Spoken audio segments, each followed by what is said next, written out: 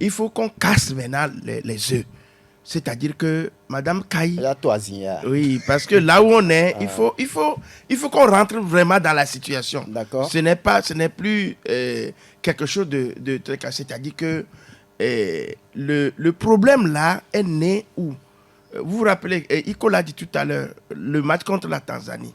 J'ai comme l'impression, vous parlez du sommet. Au niveau de la Fédération togolaise de football, il y a des gens qui, franchement, ne jouent pas le franc jeu. Qui, par exemple? Non, je ne vais pas citer des gens, mais je dis, le problème est né avec les entêtements de Willy Kouafi. Il faut qu'on ramène la fille là. Hier, vous avez vu, on était contre la Tanzanie. Elle a joué, elle a marqué 2 buts. Contre Djibouti. Elle a marqué 2 buts. Mais dans quelles conditions? Quelle a été sa forme hier? Willy Kouafi, à un certain moment donné, dépassait les entraîneurs. Et c'est elle qui appelle tous ceux qui sont autour de l'équipe pour leur indiquer un certain nombre de choses qui se passent au sein de l'équipe à sa faveur. Et il y a des gens au niveau Vous avez les preuves de ce que vous Oui, j'ai la preuve de ce que... J'ai enquêté, je suis... bon? Je dis de haut de mon âge. Oui, de haut de mon âge. Oui, c'est un journaliste. De haut de mon âge, je ne peux plus mentir. On a de l'expérience. Oui. On a enquêté depuis sur cette question. Heureusement que vous en avez fait cas aujourd'hui. Pourquoi on a refusé de laisser le brassard à Willy Kouafi? Ma fille plutôt. On refuse de lui donner le brassard.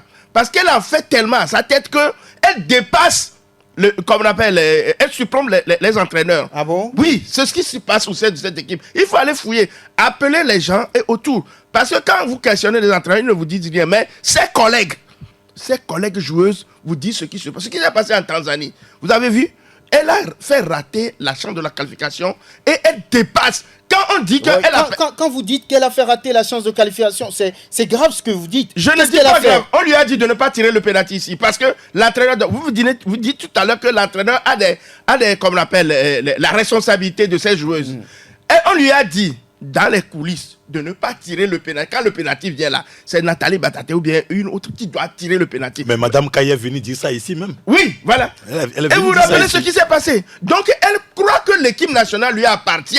Parce qu'elle est celle qui joue en Europe, en France. Elle n'est pas seule. Bon, je ne le dis pas ici. Mais c'est ce qu'elle prend. Crois. Il faut qu'on ramène la fille là aujourd'hui. Nous, on avait fait beaucoup dans son départ avec M. Wala. Mais aujourd'hui, si cette fille vous voit, mais elle ne considère personne, même au sein de l'équipe. Donc, le problème de brassard est né avec celle qui, Nathalie Bataté. Oui. La raison pour laquelle, quand Nathalie est rentrée, elle ne veut pas prendre le brassard.